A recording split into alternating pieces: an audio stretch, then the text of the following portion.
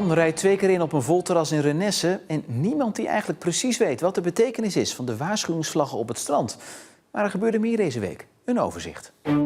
Het gevaar dreigt dat niet iedereen zwemles kan krijgen. De komende jaren dreigt er namelijk een groot tekort aan instructeurs. Dat heeft niet alleen gevolgen voor het zwemonderwijs, maar ook voor de waterveiligheid van kinderen. Volgens instructeurs kampt het werk met een imagoprobleem dat snel moet verbeteren, want ze maken zich grote zorgen over de toekomst. Alex. Zoals bijvoorbeeld zweminstructeur Patrick Moison, die al meer dan 30 jaar zwemles geeft. Volgens hem zijn er meerdere oorzaken aan te wijzen. Sowieso altijd de financiën, dat telt altijd mee. De werktijden, want wij zijn toch afhankelijk van dat kinderen naar school moeten. Dus een heleboel zwemlessen worden pas na schooltijd gegeven. Betekent ook dat je dan pas eigenlijk aan het werk bent. Een stukje vergrijzing natuurlijk, wat er ook bij zit. Dat er toch al wat minder kinderen binnenkomen. Er zijn wat meer zwemscholen, dus de concurrentie is groot. En dat maakt het allemaal gewoon een stuk moeilijker. Daarnaast speelt het imago volgens Moison ook een grote rol. Het is een hartstikke mooi vak. En de meeste mensen die hier lopen of die in het vak zitten, doen het echt met passie. Het imago speelt daar zeker een rol bij dat het misschien niet heel aantrekkelijk gemaakt wordt. Het is veel leuker om personal trainer te worden dan dat je eigenlijk zweminstructeur wordt. Moison vreest dan ook voor de gevolgen op de lange termijn. Of zwembaden moeten gaan werken met mensen die niet gediplomeerd zijn, wat eigenlijk niet wenselijk is. Of we kunnen minder kinderen zwemlessen laten volgen. Dus dat is best wel zorgelijk, ja. Het CIOS Zuidwest-Nederland merkt ook dat de belangstelling onder studenten om zweminstructeur te worden de laatste jaren afneemt. Dus wij zijn ook op zoek naar wat zorgt er nou voor dat wij aan de ene kant tegemoet kunnen komen aan de vraag die vanuit de samenleving er is om meer kwalitatief zwembadpersoneel te hebben. En aan de andere kant ook tegemoet kunnen komen aan het feit dat onze studenten iets anders willen. Volgens Van den Berg moeten er aan meerdere knoppen worden gedraaid om het tij te keren. Eén daarvan is ervoor zorgen dat het imago van die zwemonderwijzer beter wordt door tegemoet te komen aan de arbeidsomstandigheden. Dus zorgen voor een gezonde werkplaats, zorgen voor een goede financiële vergoeding. En anderzijds moet je er ook voor zorgen dat je het beroep interessant maakt door bepaalde combinaties te gaan volgen. In combinatie met een aanstelling binnen de driehoek van bewegen, sport en onderwijs. En aan de andere kant sport, bewegen en gezondheid is ook een combinatie. En waarmee je dat beroep van de zwembadhouder, toezichthouder, instructeur wat kunt verbreden, wat kunt verruimen. Ook Moison denkt dat naast het verbeteren van de arbeidsvoorwaarden dit een oplossing kan zijn om het vak weer op de kaart te zetten. Die combinatie kan zeker goed werken, ja. Op het moment is natuurlijk dat je, ja, wat ik al zei, je begint met zwemlessen na schooltijd en voor die tijd een combifunctie. En dat je dan bijvoorbeeld met een gemeente als buurtmedewerker of iets dergelijks, dat je daar een hele mooie combi van kan maken. In Renesse is dinsdagnacht een 51-jarige man 2 keer ingereden op een terras. Daarbij raakte een vrouw gewond. De man deed dit naar aanleiding van een eerder conflict die avond. Agenten hadden een stroomstootwapen en pepperspray nodig om de man onder controle te krijgen en aan te houden. De man uit Hellevoetsluis zit vast en wordt verdacht van poging tot doodslag.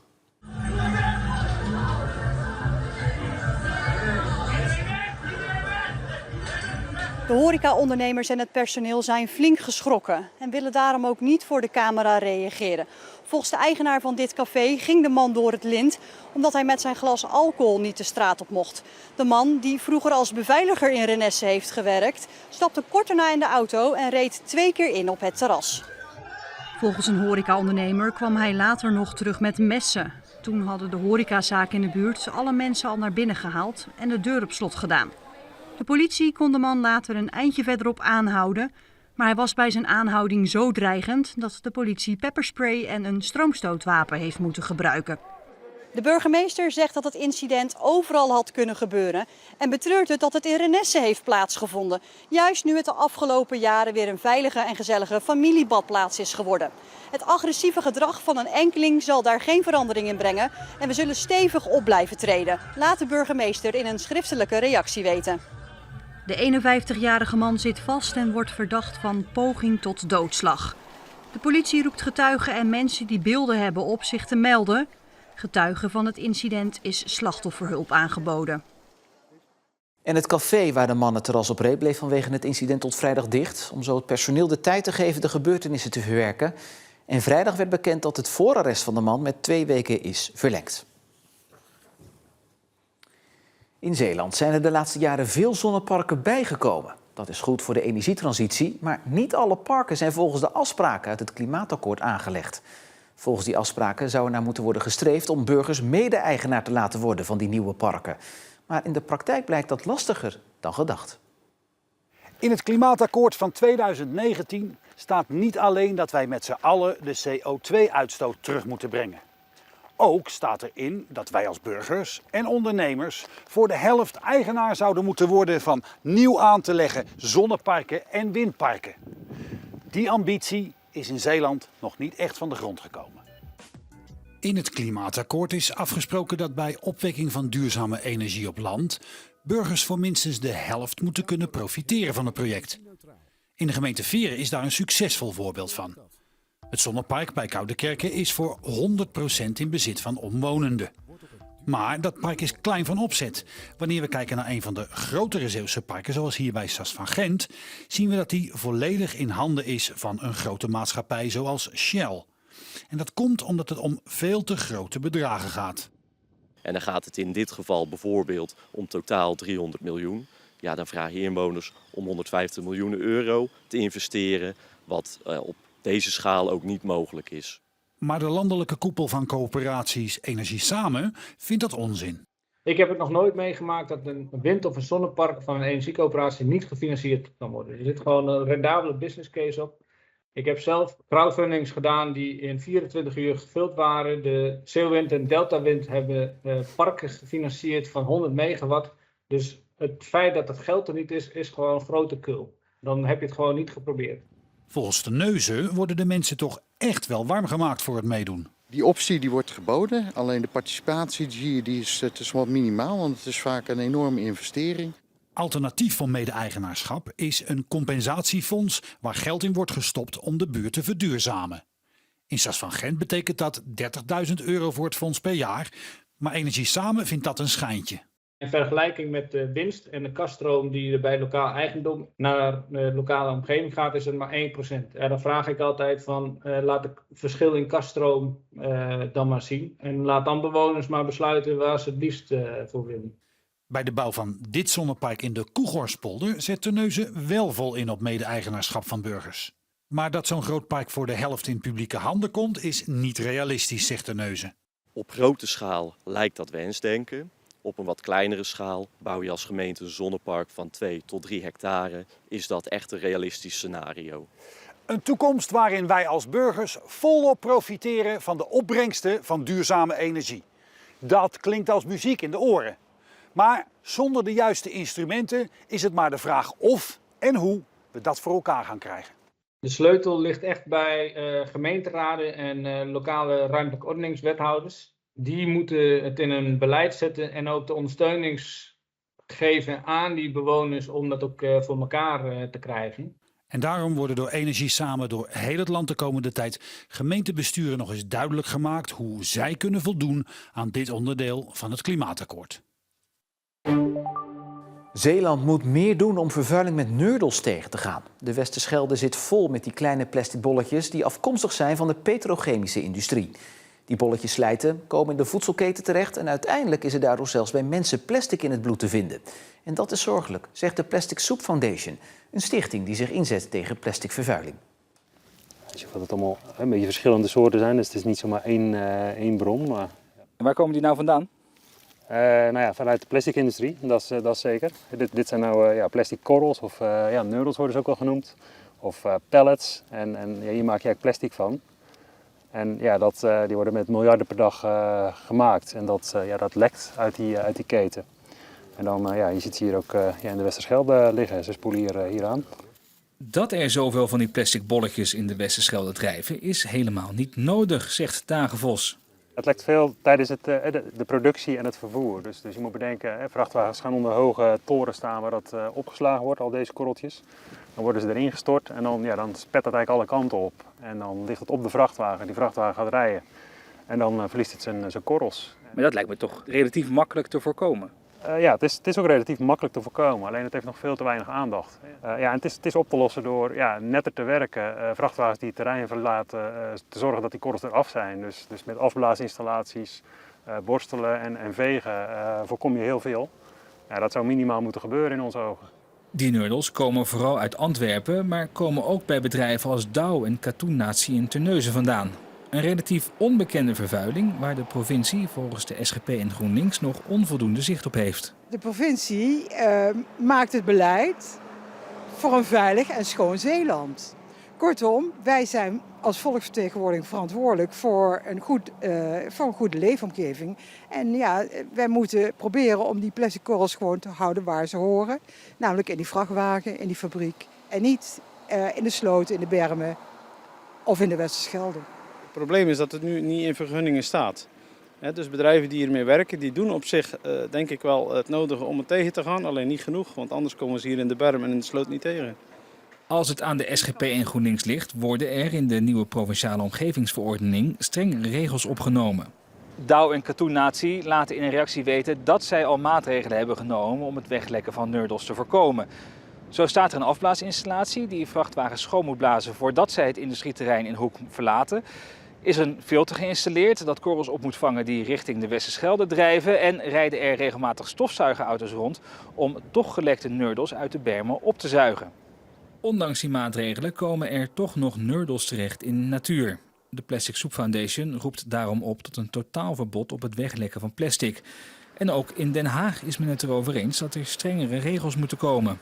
De Tweede Kamer nam net voor het reces nog een motie aan die de regering oproept om snel harde afspraken te maken met Vlaanderen om verdere vervuiling van de Westerschelde te voorkomen. We beginnen stiekem alweer een beetje het einde van de zomer te naderen. En het ziet er vooralsnog naar uit dat er dit seizoen in en om het water geen grote ongelukken zijn gebeurd. Toch is de zee niet zonder gevaren. Daarom wapperen er ook overal vlaggen en staan er borden, maar die blijken voor veel badgasten abracadabra.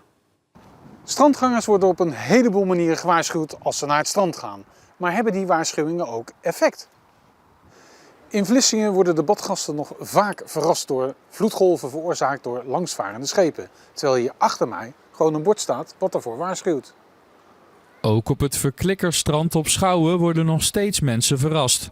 Nou, op elke bewaakte strandovergang staat dit bord, waar uitgelegd wordt wat de vlaggen ook weer betekenen.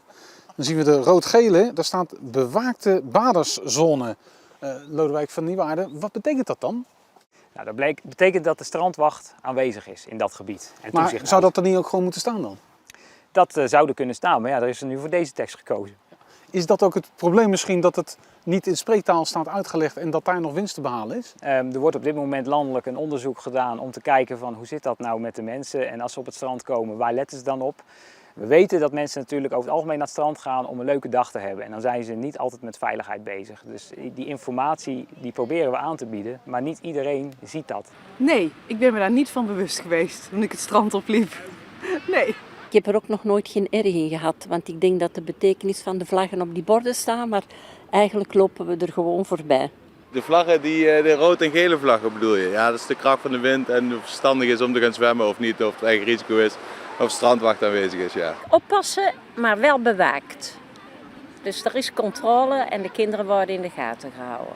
Waarom bijvoorbeeld niet gewoon groen, oranje, rood zoals bij een stoplicht? Wij hebben in Zeeland in 2009 al besloten, we sluiten aan bij de internationale richtlijnen, dus de internationale vlaggen. En dan gaat de groene vlag, die is er op dat moment uitgegaan. Want mensen denken bij groen toch snel dat het veilig is. En de zee is natuurlijk nooit veilig. De reddingsbrigade probeert ook op andere manieren strandgangers bewust te maken van de gevaren van de zee. We zijn aan het kijken van is het mogelijk om ook meer digitaal iets te doen. Bijvoorbeeld het gebruik van een app, misschien wel gekoppeld aan de meteoradar. Maar niet alleen dat moet uitkomst bieden. Badgasten moeten van tevoren beter nadenken. Dat is het doel van de campagne Wie checkt jou? Dat project is vooral op gericht om mensen ook te laten beseffen van joh, wat kan je zelf doen op het moment dat je op het strand bent. Bijvoorbeeld als je gaat zwemmen, dat je dan even iemand laat weten van ik ga nu het water in. Wordt het strand ooit 100% veilig? Het strand wordt nooit 100% veilig, dat kunnen we ook niet nastreven. Zeker met de zee, daar zit altijd een risico aan vast, maar wij proberen natuurlijk een dagje strand wel zo veilig mogelijk te maken. Ik zie er een rood met gele vlag. Voor mij is dat de vlag van Spanje. Ik zie wel een EHBO-vlag, die ken ik wel. In de loop van het najaar hoopt de Vrije Universiteit in Amsterdam de resultaten klaar te hebben van het onderzoek naar de bekendheid en begrijpelijkheid van de vlaggen op het strand. Kunstmestfabrikant Yara in Sluiskil schroeft de productie van ammoniak verder terug vanwege de hoge gasprijzen. Het Noorse moederbedrijf maakte donderdag bekend dat het in heel Europa voorlopig 3 miljoen ton minder ammoniak gaat produceren. In Sluiskil betekent dat er vanaf vrijdag nog maar 1 van de 3 fabrieken ammoniak maakt. De gasprijs is dus nudanig verschillend op de wereld dat het in Sluiskil niet rendabel is om ammoniak en ook sommige eindproducten te maken. En daarom zoeken we nu op dit moment naar andere oplossingen. En dat is eigenlijk een oneigenlijke oplossing dat je naar import van ammoniak van elders kijkt. Dat zijn we niet gewend in Sluiskil. Het terugschroeven van de productie heeft geen gevolgen voor de 720 werknemers. Nou, zo'n fabriek kun je ook niet de deur achter je dicht doen en zeggen van nou, kom met een paar weken of maanden wel terug. Hè. Die heeft ook nog wel zijn aandacht nodig. Ook de projecten die lopen binnen de fabrieken, van modificaties van fabrieken en onderhoudsstops die eraan komen, dat werk dat blijft allemaal gewoon op ons afkomen. Het bedrijf is zelfs nog op zoek naar 80 nieuwe medewerkers. Het terugschroeven kan voor een aantal werknemers wel betekenen dat ze tijdelijk ander werk moeten gaan doen. De kunstmestfabrikant houdt rekening met het scenario dat ook de laatste ammoniakfabriek stil komt te liggen. Of dat ook echt gebeurt is afhankelijk van allerlei ontwikkelingen op de wereldmarkt.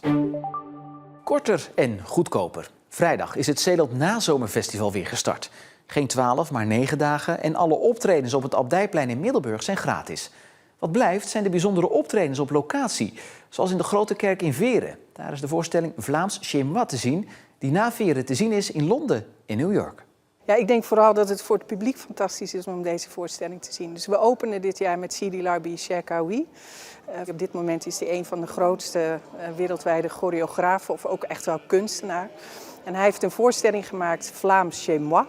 En dat gaat over de identiteit van Vlaanderen. Dus we doorlopen eigenlijk in de voorstelling doorlopen we eigenlijk de hele geschiedenis van de totstandkoming van Vlaanderen. En ja, waar kan die dan beter staan, vergeleken zelfs met in België, is gewoon hier. Uiteindelijk heeft deze kerk en ook Zeeland heeft een rol gespeeld in de totstandkoming van Vlaanderen en de Nederlanden. Dus een betere locatie dan dit konden we niet vinden. En dat heeft hij ook aangegrepen om hier uiteindelijk de Nederlandse première te doen. Dus dat is fantastisch. En de kortere duur van het festival, 9 in plaats van 12 dagen, is een bewuste keuze van de organisatie en geen bezuiniging, vertelt verslaggever Anke Taniatou. En dat is omdat ze hebben gezegd van weet je wat, we beginnen gewoon op vrijdag en dan begint gewoon ook alles.